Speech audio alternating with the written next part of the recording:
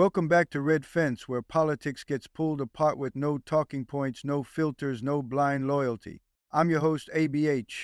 On June 30th, 2026, the Supreme Court of the United States issued one of its most consequential rulings in decades. In a 6-3 decision in Trump versus Barbara, the court struck down President Donald Trump's executive order attempting to limit birthright citizenship and, in doing so, reaffirmed a constitutional principle that has defined American identity for over 150 years. The case cuts straight to the heart of a question that Americans have been arguing over for generations. What does it mean to be born in the United States? Who does the Constitution say belongs here? And who gets to decide?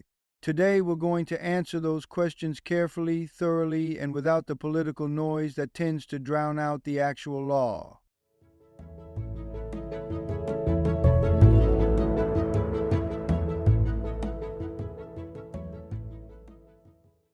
Let's get into it. Shortly after taking office in January 2025, President Trump signed Executive Order Number 14,160 titled Protecting the Meaning and Value of American Citizenship. The order declared that birthright citizenship would no longer apply in two specific situations. First, when a child's mother was unlawfully present in the United States, and the father was not a citizen or lawful permanent resident. And second, when the mother was lawfully but temporarily present on a visa, for example, and the father again was neither a citizen nor a permanent resident. In practical terms, had the order taken effect, an estimated 250,000 children born in the United States each year would have been denied citizenship at birth. Many of them would have been stateless. The legal challenge that followed moved quickly through the courts, ultimately arriving at the Supreme Court. Oral arguments were heard on April 1, 2026. The decision came 2 months later. Chief Justice John Roberts wrote for the majority, and his holding was unambiguous. Children born in the United States to parents unlawfully or temporarily present are subject to the jurisdiction of the United States and are citizens at birth under the 14th Amendment Citizenship Clause. Joining Roberts were Justices Kagan, Sotomayor, Barrett, and Jackson. The 5 justices agreed on the constitutional holding. Justice Kavanaugh concurred in the judgment, but on narrower grounds, finding that the executive order violated federal statute rather than the Constitution itself. Justices Thomas, Alito, and Gorsuch each wrote separate dissents. The final decision ran 194 pages. Landmark doesn't begin to cover it. To understand this ruling, you have to understand where the 14th Amendment came from and why the Citizenship Clause was written the way it was. The year is 1868. The Civil War has ended. The Reconstruction era is underway. Congress is attempting to rebuild not just a nation but also the legal framework that the war had shattered. The specific problem they were trying to solve had a name. Dred Scott versus Sanford, decided by the Supreme Court in 1857. In that ruling, Chief Justice Roger Taney declared that Black Americans, free or enslaved, could never be citizens of the United States. They had, in his words, no rights which the white man was bound to respect. That decision had to be repudiated completely, permanently, and so Congress drafted the 14th Amendment, and at the insistence of Senator Jacob Howard of Michigan, they added what we now call the Citizenship Clause. It reads, all persons born or naturalized in the United States and subject to the jurisdiction thereof are citizens of the United States and of the state wherein they reside. Note what the text does not say. It does not say children of citizens. It does not say children of permanent residents. It says all persons born in the United States subject to the jurisdiction thereof. During the Senate debates, the intent of that language was made clear. Senator John Conness of California explicitly stated that the clause was meant to cover the children of all parentage whatever born in California. Senator Cowan of Pennsylvania, who opposed the measure, understood exactly what it would do and voted against it precisely because it would grant citizenship to children of Chinese immigrants and others he believed shouldn't be included. The proponents and opponents of the amendment disagreed on whether birthright citizenship was desirable. They did not disagree on what the amendment would actually do. That is a critical distinction. Here is where the legal debate gets genuinely interesting and genuinely contested. The phrase subject to the jurisdiction thereof has been at the center of every serious challenge to birthright citizenship for decades. And there are two competing interpretations. The first, the majority view endorsed by the Supreme Court, holds that subject to the jurisdiction simply means subject to U.S. law. If you are present in the United States and must obey American laws, you are within the jurisdiction of the United States. Under this reading, the children of undocumented immigrants, visa holders, and even tourists are all born subject to American law, and thus their children born here are citizens. The second interpretation advanced by the dissenters and by critics of birthright citizenship holds that subject to the jurisdiction requires something more: complete political allegiance, permanent domicile. The argument is that a person in the country illegally or temporarily on a visa has not made America their home in the requisite sense. Therefore, their children should not automatically receive the full benefits of citizenship. Justice Thomas, in a 91-page dissent joined by Justice Gorsuch, argued that the Citizenship Clause was intended to guarantee citizenship only to persons born and domiciled in the United States. Justice Alito took a similar view, arguing that the amendment confers citizenship only on those who owe allegiance solely to the United States at birth. Chief Justice Roberts addressed this directly. He rejected the domicile argument by pointing out that Wong Kim Ark, the seminal 1898 precedent we'll discuss in a moment, exhaustively examined the text and history of the Citizenship Clause and found no evidence that the framers intended a domicile requirement. In Roberts' words, the underlying reasoning of Wong Kim Ark cannot be squared with a domicile requirement. This is not a new debate.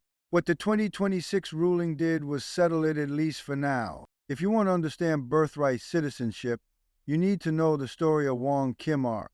Wong Kim Ark was born in San Francisco in 1873. His parents were Chinese nationals who had immigrated to the United States and lived here as lawful residents. Under the 14th Amendment, by any plain reading, Wong Kim Ark was a citizen. But then came the Chinese Exclusion Act of 1882, the first federal law to ban immigration by an entire ethnic group. After traveling to China for a family visit in 1895, Wong Kim Ark was denied re-entry to the country of his birth. The government's position was that, despite being born on American soil, he was not a citizen because his parents were Chinese nationals. Wong Kim Ark filed a writ of habeas corpus. The case made its way to the Supreme Court. In 1898, the court ruled 6-2 in his favor. Justice Horace Gray wrote the majority opinion, grounding it in centuries of English common law, specifically the doctrine of right of the soil. Gray concluded that the 14th Amendment incorporated this common law principle. Anyone born on U.S. soil to parents who were domiciled residents regardless of their nationality or immigration status was a citizen at birth. The exceptions were narrow and clear. Children of accredited foreign diplomats, children born to members of hostile occupying forces, births aboard foreign sovereign vessels, and births in certain unincorporated territories. That ruling became the foundation for modern birthright citizenship. And in Trump versus Barbara, Chief Justice Roberts leaned on it heavily. He described Wong Kim Ark as establishing that the 14th Amendment was declaratory of a fundamental common law rule. Not a new invention, but a codification of a principle that had existed long before the Civil War. So how does birthright citizenship operate in practice today? It is codified not only in the Constitution, but also in the Immigration and Nationality Act, which provides that a person born in the United States and subject to the jurisdiction thereof shall be a national and citizen of the United States at birth. Congress has consistently interpreted the Citizenship Clause broadly consistent with the Supreme Court's holding in United States versus Wong Kim Ark. The exceptions that exist are genuinely narrow. Children born to accredited foreign diplomats do not receive citizenship. Children born in American Samoa and Swains Island unincorporated territories with a unique legal status also fall outside this guarantee.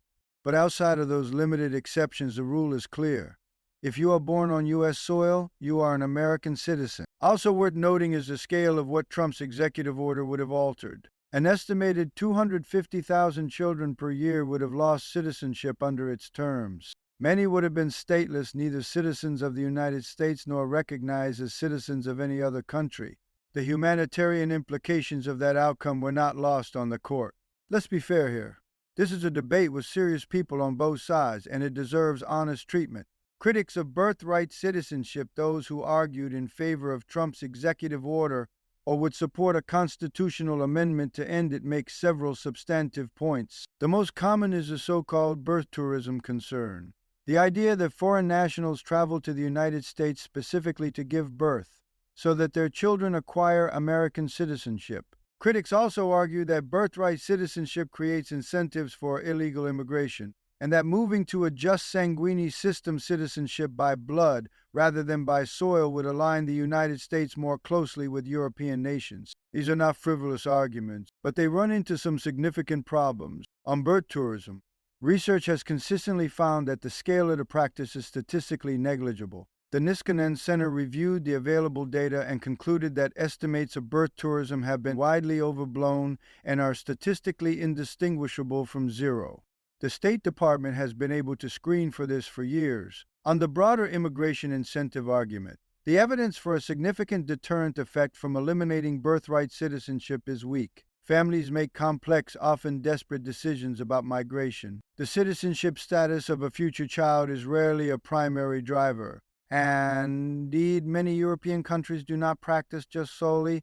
It is also true that those same countries have faced significant challenges assimilating immigrant communities, challenges that birthright citizenship has historically helped the United States avoid. Research shows that when children of immigrants are not granted citizenship, the assimilation process stalls. Germany has actually moved toward birthright citizenship in recent years, precisely because of these integration pressures. Supporters of birthright citizenship make the affirmative case on multiple grounds. It honors a constitutional principle enacted to repair one of the nation's greatest moral failures. It promotes rapid assimilation. It prevents the creation of a permanent underclass of people born on American soil who are legally belonging to nowhere. And it is backed by 128 years of settled Supreme Court precedent. So the ruling came down. What happens now?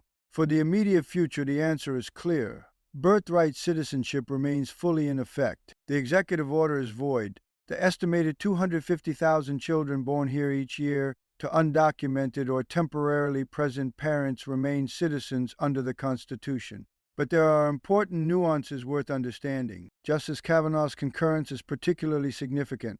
Kavanaugh agreed that the executive order had to go, but on statutory grounds, not constitutional ones. His view was that Congress could, consistent with the 14th Amendment, amend federal law to carve out exceptions to birthright citizenship.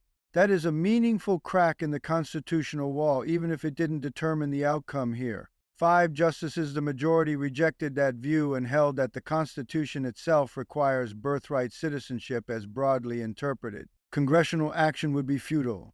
That leaves a constitutional amendment as the only legitimate pathway for those who want to change the rule. And constitutional amendments are extraordinarily difficult to achieve. They require a 2/3 majority in both houses of Congress and ratification by 38 states. Given current political realities, that is not a realistic near-term prospect. What is more likely in the short term is targeted administrative action. Trump's Attorney General has reportedly signaled a focus on cracking down on birth tourism, restricting visas for pregnant foreign nationals seeking to give birth in the United States. That type of enforcement action directed at consular decisions and visa policy is distinct from birthright citizenship itself and operates in different legal territory. The broader context also matters. This ruling did not happen in a vacuum. It came during a period of historically aggressive immigration enforcement. Net migration to the United States is at a historic low. The administration has enacted hundreds of immigration restrictions. The Supreme Court in the same term ruled on multiple other immigration-related cases. Trump versus Barber was a significant check, but it was not a comprehensive resolution of the immigration debate. Let me leave you with this. The 14th Amendment Citizenship Clause was written in the aftermath of the most devastating internal conflict this country has ever experienced. It was written by people who had watched the Supreme Court declare that human beings born on American soil had no rights worth respecting, and they decided to make sure that could never happen again. The principle they codified is simple. If you are born here, you belong here. Not by grace or by administrative policy or by executive preference, but by constitutional right. The Supreme Court in Trump versus Barbara reaffirmed that principle by a majority of 6 justices. Chief Justice Roberts traced the legal lineage from English common law through the Civil Rights Act of 1866 to the 14th Amendment to Wong Kim Ark to the present day, and concluded that there is no credible historical argument for excluding the children of undocumented or temporarily present parents from citizenship. The dissenters disagree. and their dissents, particularly Justice Thomas's 91-page opinion, will likely fuel further academic and political debate for years to come. That debate is legitimate. Constitutional law is not static. Interpretations evolve. But what the ruling makes clear is this: changing birthright citizenship is not a matter of executive preference. It is not a matter of statutory revision. If the American people decide they want to change this rule, the Constitution provides a process for that. It is a deliberate, difficult democratic process exactly as the framers intended for changes of this magnitude. The question of who belongs in America is not a small one. It never has been. And this ruling ensures it will be answered not by the stroke of an executive pen, but by the full weight of constitutional deliberation. That's all for today's episode. If you want to go deeper on any of the topics we covered, I'd point you toward Chief Justice Roberts' majority opinion in Trump versus Barbara, the National Constitution Center's coverage of the ruling, and the Oyer's summary of United States versus Wong Kim Ark, all excellent resources for understanding the legal foundation of this debate. If you found this episode useful, share it, leave a review, and subscribe so you don't miss the next one. Until next time.